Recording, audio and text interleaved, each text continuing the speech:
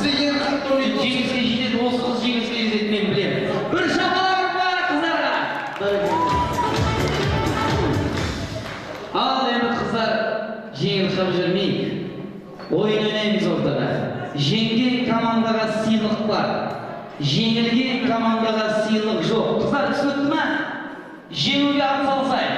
Жеңсеңіздер, Абак мейрамханасының атынан сіздерге деген аздаған сый-сияпатымыз бар. Олай болса ойынды түсіндіріп өтейін, бір-біріміздің артымызға тұра қалайық. Бір-біріміздің артымызға алдына мықтысын қойыңыз. Сіз мықтысыз ба? Мықты. Сіздер де мықтысы қайсыздар?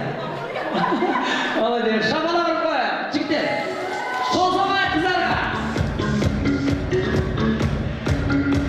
Бір шапалақ берсеңіз. Қошеметтеріңіз, шапалақтарыңыз.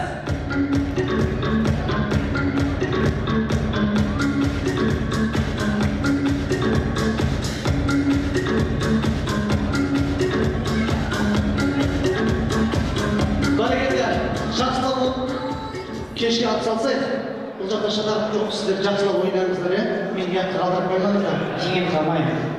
Жеңілсек ол жақта демек оған шапалақ ұрып айқайда бізге команда жүгірген кезде. Сол қанаттан қонақтар шабыт беріп отырайық. Ойынның шарты былай.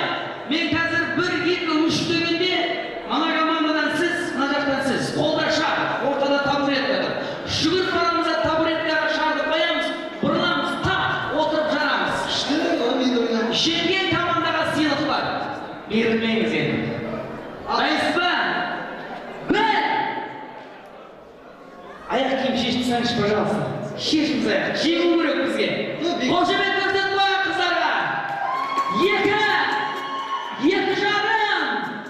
3 кетті. Шапалақтарыңыз. Жылап. Шапалақ ұрып отырмыз. Айда кетті. Жүгіреміз. Қошеметтеріңіз. Қал кеттік. Шапалақ, қошемет.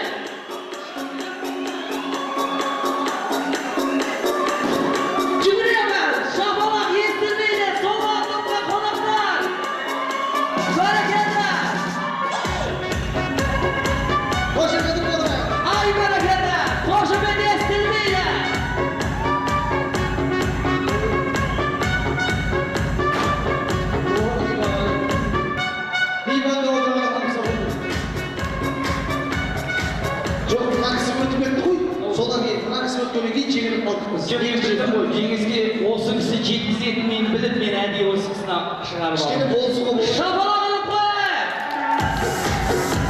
Енді сіздер дастархан басына отыруға рұқсат. Қол соғып қояйық үш ханымның құрметіне. Рахмет. Қошеметті